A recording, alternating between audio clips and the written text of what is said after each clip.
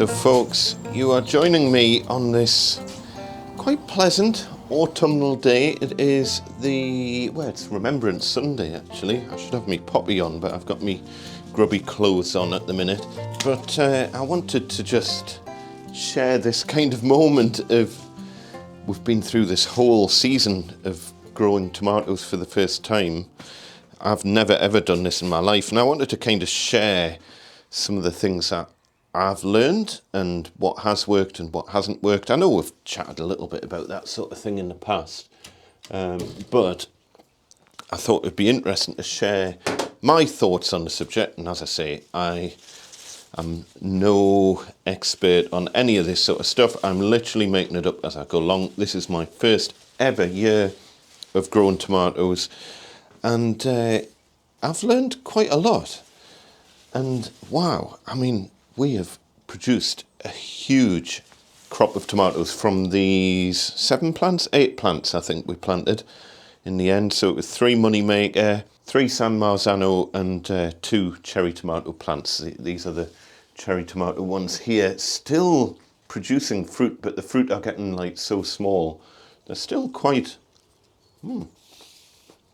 how beautiful, so sweet. So I don't know if it's normal to still have tomatoes growing into kind of mid-November, but they are. But we're kind of getting to that stage now where a lot of the fruit's going mouldy on the plant. So therefore I think it's probably not a good idea to leave them for any longer.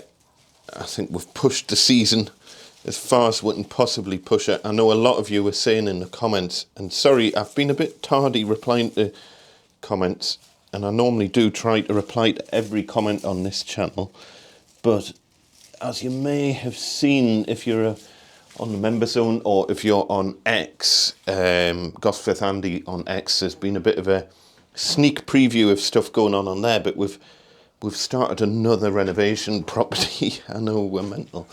But that has taken up all of my time over the last kind of, 2 weeks or something.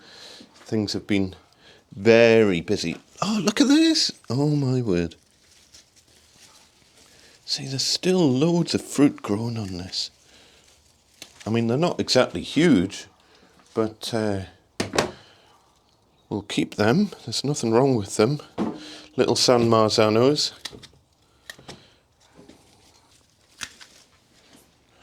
More. I'll show you how much fruit we've got on this final kind of harvest, if you like. In a minute, I'll show you what we've gathered. I didn't even think I was going to be picking any fruit today, but it's never ending. But at some point we're going to have to like call it a day. See, they're all perfectly good tomatoes. There's an odd one, like that one, has a bit of kind of rot forming at the bottom. The rest of it is probably absolutely fine. Is that focusing? So, I don't know. That's one of those ones that I just chop the bottom off and eat it straight away. But the problem is, if you leave that in the fruit bowl, it tends to make everything else start to rot. So, anyway, I am recycling the string. I don't know, do you guys recycle the string off tomato plants? I will, as long as it's like vaguely decent condition, because the amount of string I seem to get through is just absolutely inordinate. But definitely, having the string going into the soil was a bad idea, so I'll not do that again. And instead doing the method that I did mention on another video, where you just basically loop it round the stem halfway up or something and then take it up to the roof. That works absolutely brilliantly. You live and learn. Now I know. Look at this, more San Marzano. So the San Marzano has been late and it's still doing its best to flower. Look at this, we've got flowers all over the place on it. Bless it. Now, you've had your time. If you were going to make fruit there, you should have done it 2 months ago. So I do think I could have probably gotten away with one less plant in this bed. So 7 plants rather than 8. I think 8 was pushing it a bit, and it just meant that the plants towards the back didn't produce very much fruit at all, because they didn't get very much sunshine. But the ones towards the front did amazingly well. And of course all of this is just going to go on the compost heap, which I do have intentions on making a video about, but at the same time I've got jobs that I need to get done, and sometimes it's just impossible to film everything. Right, we're on to the cherries. My word. I mean, these have probably been the most successful of all of them, I would have said. Certainly in terms of plant growth. I mean, look, it's still putting on new growth. I've topped these off a million times, but you leave it for a couple of days and then just more kind of leaders, I don't know what you call them, like the bit that just keeps growing upwards. More of them just appear from nowhere. And I have done my best to cut off the side shoots, but there's so many of them, you don't see them. I mean, look, side shoots there, all the way down this plant, and all of those would grow into new plants. So I've tried to control the side shoots, but failed. And a lot of them, of course, I mean, like this was a side shoot that's grown into a whole new plant, which isn't necessarily a bad thing. I think it's just a question of keeping them in control. So I haven't exactly lost sleep about it. I mean, we've got side shoots coming all the way up this one single leader, which in itself was a side shoot. But yeah, generally, it's been a lot of fun growing tomatoes. I've really, really enjoyed it. To be honest, for a family of 4, we've grown about the right amount. We've got through them. We haven't kind of got to the point where we've had to give them all away or anything like that. We have actually eaten pretty much all of them. There's been the odd one that's obviously kind of gone rotten and stuff. Quantity-wise of fruit, it's been spot on. Although, as I say, I will show you all the fruit that I've got just from this last final harvest. I think we might have to do something a bit more creative, because that might be a bit too much to eat in one sitting. And I do still have all of the marigolds and nasturtiums to get rid of, but they're still blooming in mid-November. But it's been really mild. We've not really had much frost at all to speak of. But is this what you guys do every year? Do you just chuck the whole lot in the compost heap, I presume?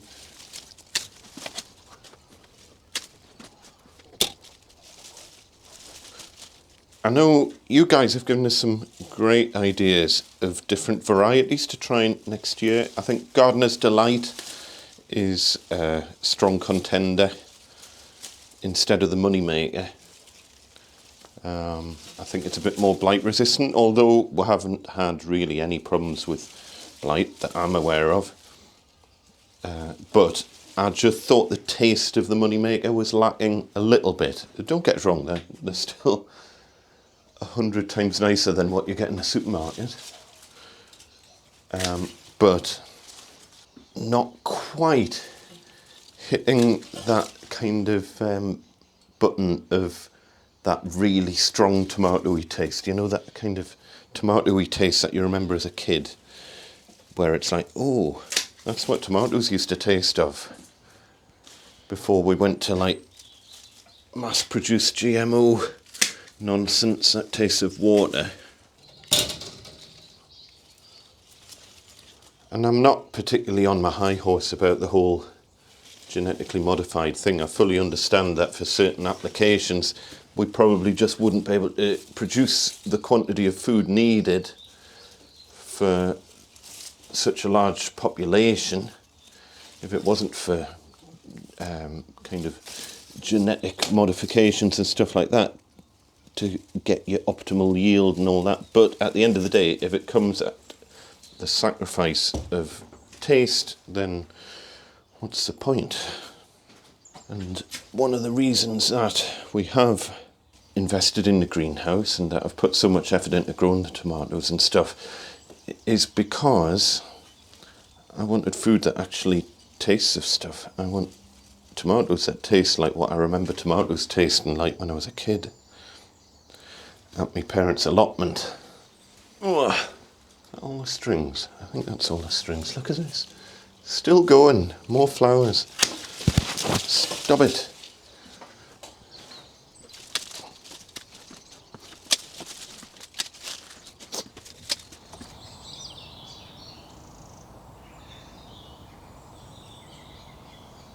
Now, the question is, how easily will these come out the ground? I have no idea how deep the root system is. I guess we're about to find out. First test, will they just pull out? Yes. That's not too bad. But I think what I'll do, before doing that, I'll pick up all of these other tomatoes and things, otherwise the seeds are just going to start kind of growing by themselves next year, aren't they? So I think that might be a bit more sensible, because we've got all these like little tomatoes and things that have fallen on the ground. We don't want them self-seeding. Although there must be a certain amount of self-seeding, it must be inevitable really, because you've got little ones here you would never notice. They would rot away to nothing. And then suddenly you've got extra tomatoes growing next year that you weren't expecting. Oh, they're really easy to get up. Look at that. Champion. Oh, that's considerably easier than I thought it was going to be.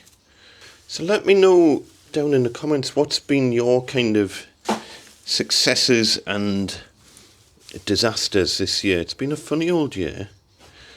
As I say, it's been pretty rubbish weather really, but it's also been very mild.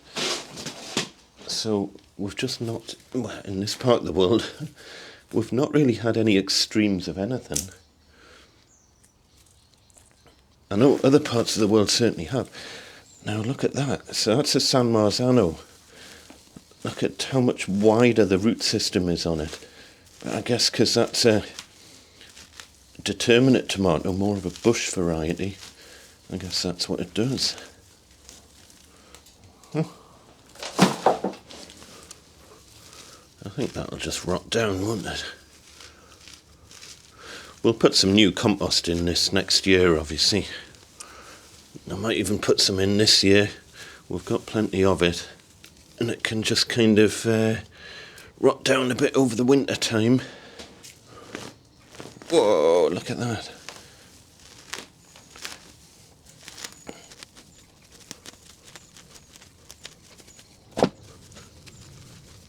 The roots are so fine, I think they'll rot down. I should probably give it a bit of water though, because this is really dry. And as long as it stays that dry, it ain't rotten anywhere, is it? So there you go, final harvest. That's alright. Another, 50 tomatoes there or something. Some of them are ripe and ready to go. Some of them will be ripe in a couple of weeks, I think.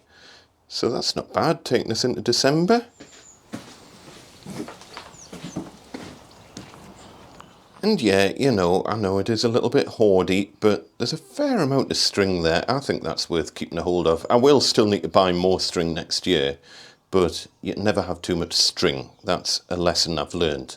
I think I've got through pretty much 2 full kind of balls of twine, like garden twine or whatever it is.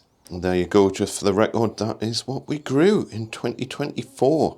So I was going to make a separate video about the compost heap thing, but I don't think I'm going to have time realistically, but I just wanted to show you this. So this is our compost heap from this year. I mean, that was literally overflowing. It's gone down in volume by at least 50%. What have we got growing in it? Something. probably a potato, almost certainly.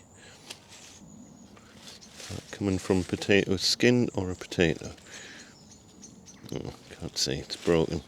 Anyway, but this is last year's compost heap, and as you can see, wow, I mean, it's gorgeous compost that we've got here.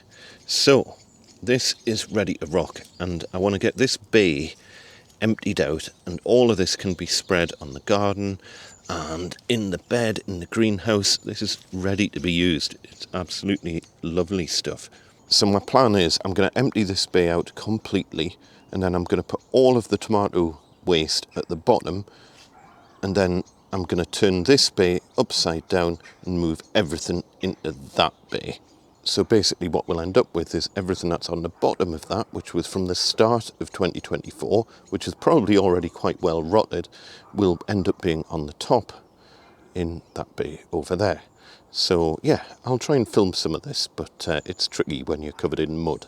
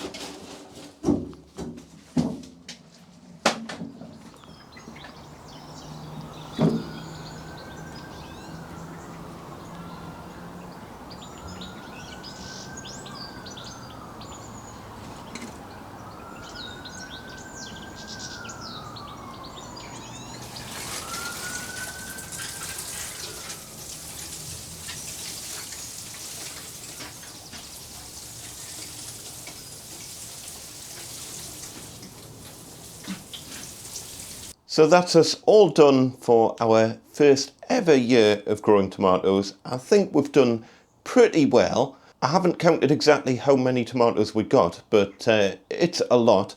One other thing that's worth mentioning as well, the wire support thing that I put in, that worked really, really well. I must have used about 20 strands of string supporting various bits of tomato plants. Doing that with canes and that would have been a pain in the backside. Doing it with this wire system that's directly supported by the roof worked really, really well. Was very easy to use as well once I learned not to bury the strings in the soil. It definitely worked well having this as a separate bed. All of the watering, literally 100% of the watering, has been from water that's basically fallen on the greenhouse roof, and we've collected it in buckets from the gutters.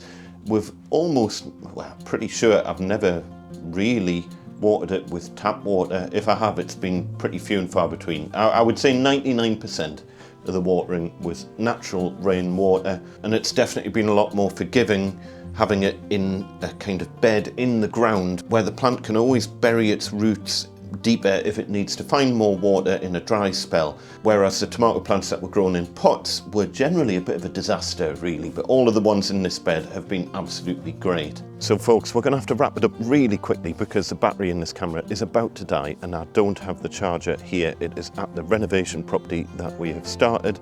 Head over to the member zone or onto X if you want to know more about that. We've got all this to deal with, and that I just don't know what to do with. For now, folks, as per usual, look after one another, be nice to each other. We shall see you next time. Tatty bye.